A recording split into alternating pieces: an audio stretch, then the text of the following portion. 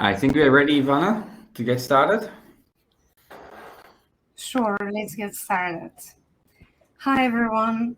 Thanks for joining us today on our very first webinar hosted by Sales.Rocks. Our main speaker today is Carsten, mostly founder, but also sometimes lost at Sales.Rocks, and he will share with you how to stay compliant with the GDPR, but also excel at cold outreach. At the end of the webinar, we will be giving away bonus material, so make sure you stay with us. And meanwhile, let's keep this conversational. Feel free to drop your questions with us in the comment section. Without further ado, I will leave the stage for Carsten now. Thanks a lot, Ivana. So during the next half an hour, we're going to be going over compliance in cold outreach, and we really want to make it a hands-on guide for you to implement in your business. So upfront, some legal terms. We are not lawyers. We have no legal background. Laws are different all over the place. So make sure for legal advice to go and get professional legal advice. We are not liable whatsoever. For today's agenda, we're going to go through an introduction. So we're going to be setting up the goals, then how to source prospects. We're going to be looking at a legal basis for and interest for cold outreach. Then we'll be looking at best practices for your outreach. We're going to be working with data subject requests. So if you've done outreach, cold outreach, you will have gotten those requests. And lastly, we're going to be looking at some of the takeaways.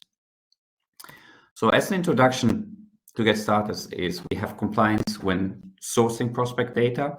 So when you do cold outreach, you need to figure out where do I get my data from? And there are all kinds of different sources. So it's important to understand what are compliance sources that you can use.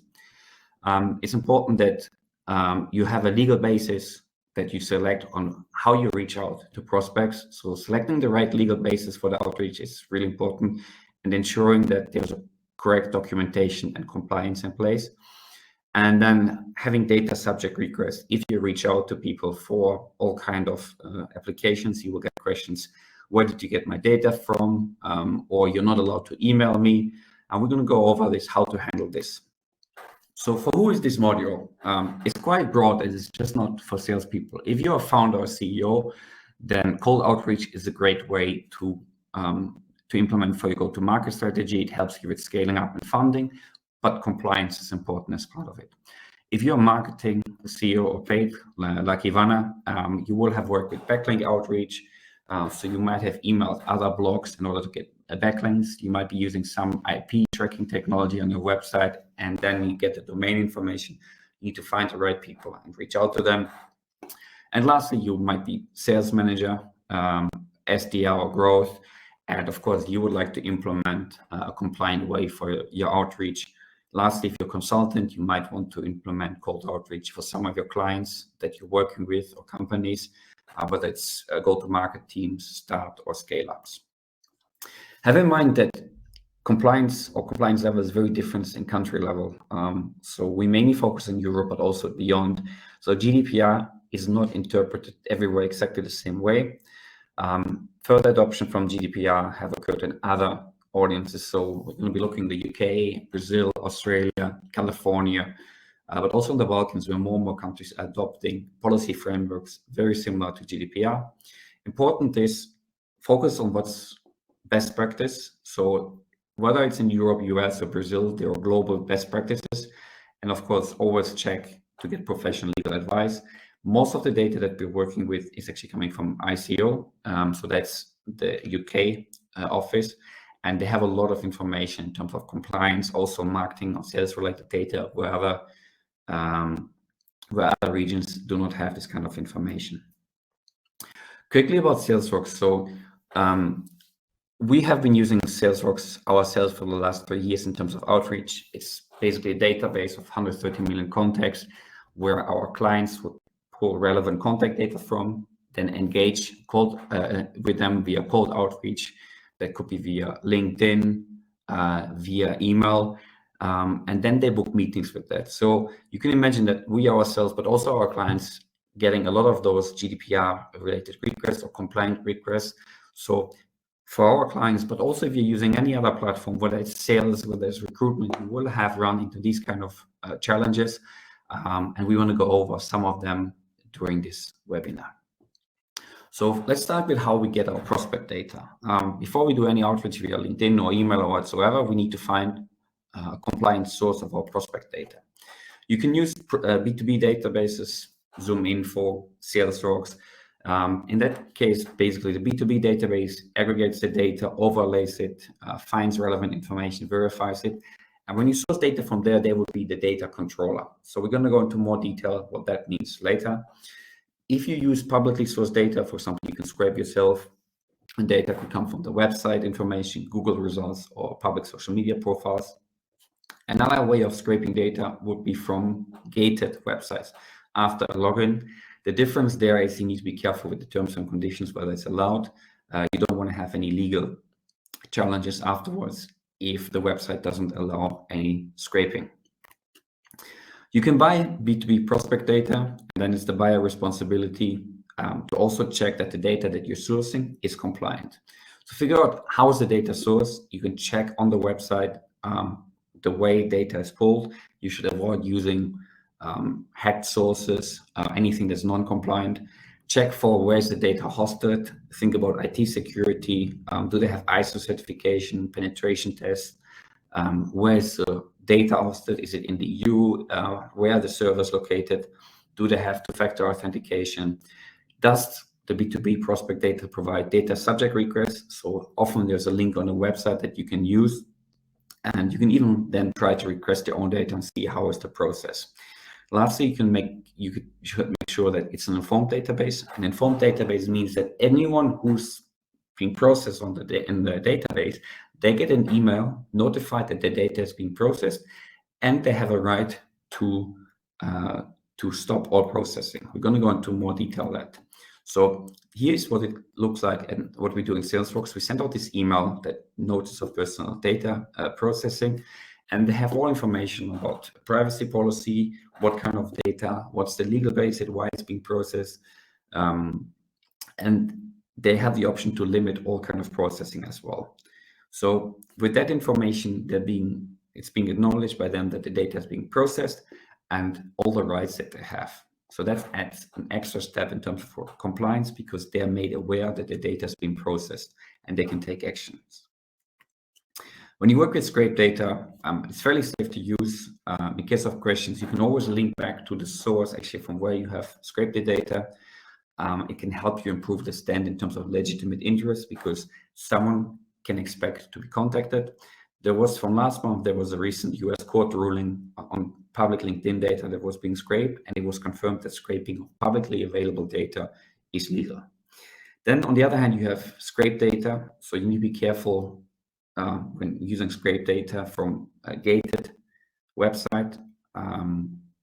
If someone provides a request, where's my data coming from, you need to be transparent and let them know, hey, this is where I scraped the data from. And they might have to reach out to that company, because they would be the data controller. So be careful with terms and conditions when scraping from these kind of sources. Let's take a look at the legal basis for outreach, and here we're going to be looking at cold outreach. So we have all kind of different legal basis that can be used. There's consent, contract performance, vital interest, legal requirement, public interest, and legitimate interest. In the case here, what's most important is like GDPR requires any organization processing personal data to have a valid legal basis for that processing activity. So also for cold outreach, we need to do that. And for cold outreach, we will be using legitimate interest. But let's make sure we define this properly. So in order to use legal legitimate interest, there needs to be the processing is necessary for a specific case. The purpose of the legitimate interest pursued by the controller or by a third party needs to be well defined.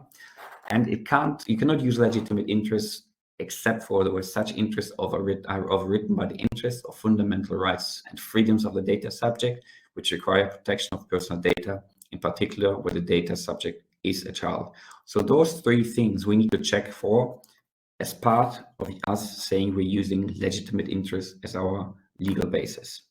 So we can do a legitimate interest assessment, and later we provide a template for that as well. GDPR does not necessarily require you to do a legitimate interest assessment, but it asks all the right questions that you should be asking when using legitimate interest in your organization or for cold outreach. And it creates a lawful basis and demonstrates compliance with all kinds of organizational measures. And it should be part of your accountability obligations. So if someone reaches out to you, why are you reaching? Why are you contacting me? And you use legitimate interest, you can provide the legitimate interest assessment that you've created to show why you're using legitimate interest. 3 tests that we need to do. We need to do the purpose test. So is there a legitimate interest for processing the data? The necessity test. Is the processing really necessary for that purpose? So figure out whether all the processing activities are really necessary for our purpose of cold outreach. And lastly, the balancing test. So is the legitimate interest of a written by individual interest, rights, or freedoms? Now let's go through this step by step for cold outreach. The purpose test. So why do you want to process the data? Now you need to give the reason. So we would like to engage with prospect in order to create business opportunities. What benefit do you expect to get? Explaining your gain, so the growth of business. You can think as well about wider public benefits, stimulating business opportunities, creating higher level of economic growth. And what would happen? What would be the impact if you couldn't go ahead? So very costly manual outreach, face-to-face outreach. It wouldn't be profitable. So all these reasons why you opt for cold outreach.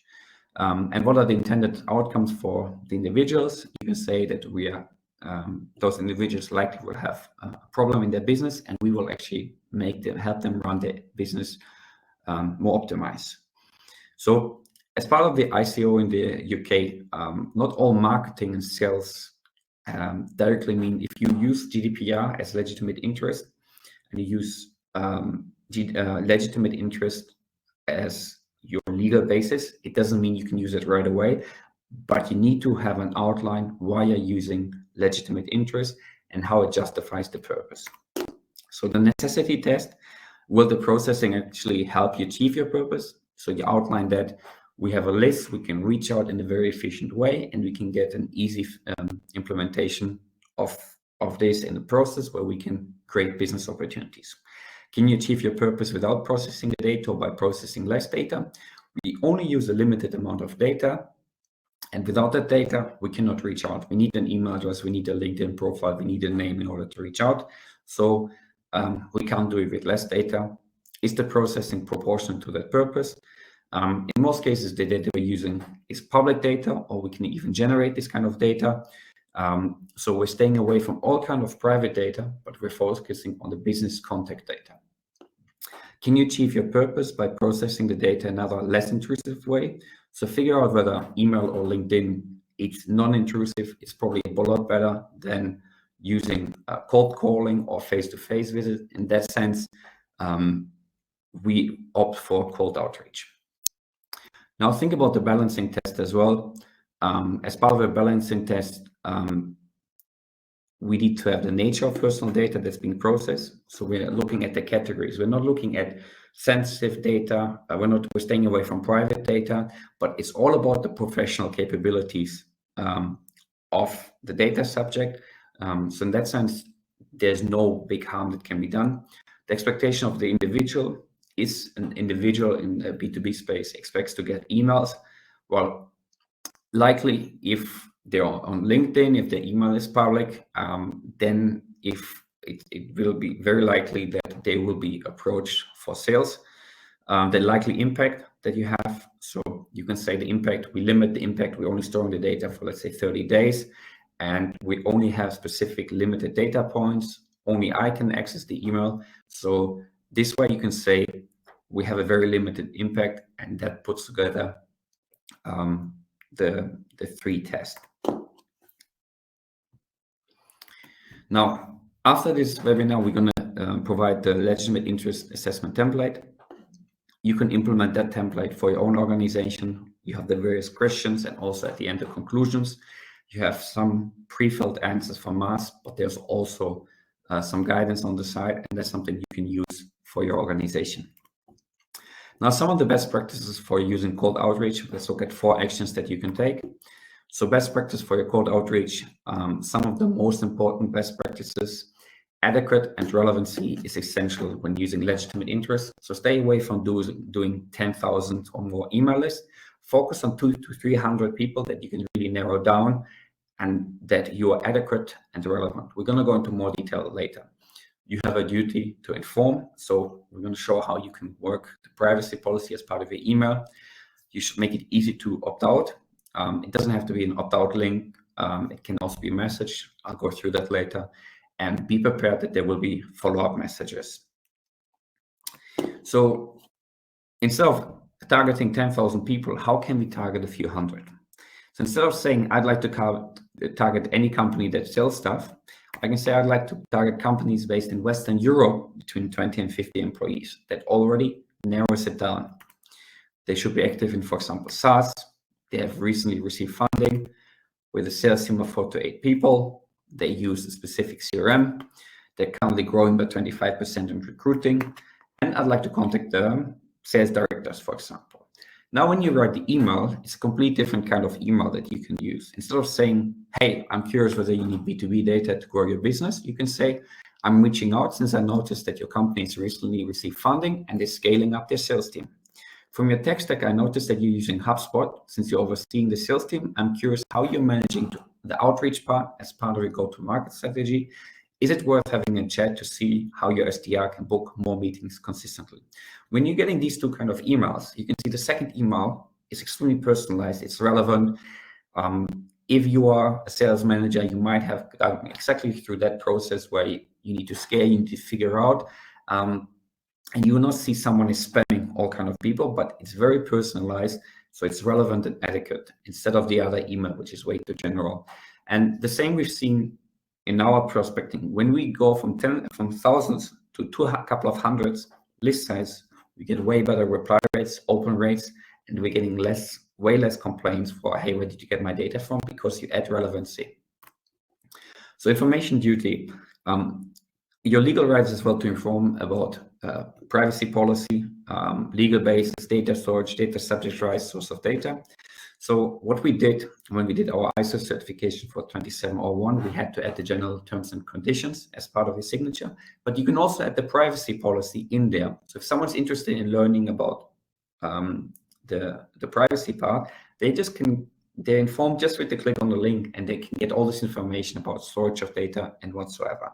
So very simple thing rather than having a whole text in your cold outreach. Now, a couple of questions you might be getting. What rights do you have to emailing me? Under GDPR, cold emailing is forbidden. And now that we've done our homework, we can do the following. We have collected and processed your data on the basis of legitimate interest.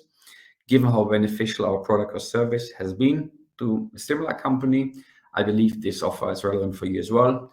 We're using legitimate interest as legal basis, and you can refer to the legitimate interest assessment why you're using this as legal basis. And you can refer to the privacy policy. And then you can say, even go a step further. If you don't want to receive any more information, here's our link on the website for the data subject request form, and we will remove you from our database, and we can give you information on how the data has been collected. The second question, where did you get my information from? If you get it from a B2B database, you can refer to the B2B database, and they would be able, as a data controller, to provide all this kind of information.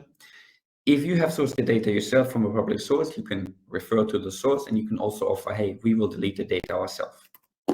Question 3, what information do you hold about me? So here you can just reply all the information that you have as part of your campaign, and also given the rights, hey, we can delete this kind of data.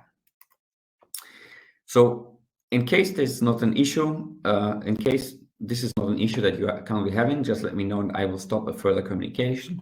This is something you can implement as part of your email, the first email, that if you don't want to have any more communication, just reply to me and the sequence will stop. It's a lot easier to have this implemented rather than an unsubscribe link, just because the unsubscribe link destroys all kind of personalization. So having that as part of your email, the first email, works completely. Now let's take a look at how we can work with data subject requests. So when you get the first time a request, someone wants to make use of their legal rights, you might panic. But let's put a process in place so in the future you don't need to panic anymore. So working with data subject requests, the first thing that you can do is you put the data subject request in the system, and you figure out whether you are the data controller or the data subject. If you're the data controller, you give the request to the third party and they need to pick it up. If you're the data processor, if you're the data controller, you need to take care of all the processing. How we do that? This is the process that we're using within Sales.Rocks. So we're having a subject request link as part of our website. So they can fill it in directly from the form, or if someone actually emails and doesn't want to fill in the form, we would fill in the form with all the information. The phone number is optional, but the email address, the profile, what kind of legal rights they want to use. They would like to see your data. They would like to edit their data. And once they submit this, they get an email confirmation saying, hey, these are the legal rights. This is how and why we collect data. Within 30 days, we'll provide you all the information that we have on your account. So they immediately get this confirmation. Then we pick up this request. It's partially automated. They get a reply with all the information that we have on them. And in most cases, they are quite happy because it's very transparent. It's automated. We give all the information that we have. And if you have that process in place, most people will be happy. So it will significantly reduce any issues that you're having. If you try to gain time, if you're slow, you might have cases where someone really wants to follow up and even take it a level higher and take it to court. But this process in place, you ensure that within 30 days, you provide all data subject request access. So the takeaways that we have in order to stay compliant in terms of outreach are three main things. So first of all, try to be transparent. Don't try to hide anything. So whether you get a request, always acknowledge the request. Make sure that you outline, hey, we have 30 days time to get back to you. We try to get back earlier. Here's already our privacy policy, and here's the kind of data that we collect, why we collect it, with whom do we share it, and what are your legal rights. If you feel like you would like to launch a complaint, please go to your local authority, and you can also submit a complaint. So that gives a really professional reputation. If someone places a request and they immediately get this kind of email, be prepared. So have things like your legitimate interest assessment template ready. Have a privacy policy where everything is described. So don't just use the generic template, but really work through your privacy policy once, where you outline exactly why you're reaching out, what kind of data you're processing. And then if these questions come in, that you have templates or your reps have templates that they know exactly how to deal with these kind of requests. Lastly, what's really important, have this segmentation set up. Move away from these big lists and work with those small lists, which are highly targeted. And this way, you're really moving towards compliance.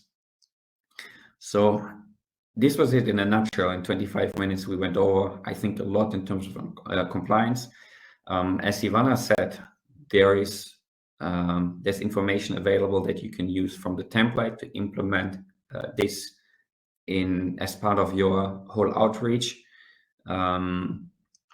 Any questions that came in, Ivana? Then I think we are good here, and we can actually wrap up this webinar. Looking forward to the next one, and we'll send through the extra information. Ivana? Yeah, I have something to say before we go. First of all, thank you, Carsten. You've been amazing trying to summarize all that valuable information in under 40 minutes. Great job. But most importantly, thank you all for being with us today. I hope you had a great time and also learned something new. See you at the next webinar. Until then, take care and stay compliant.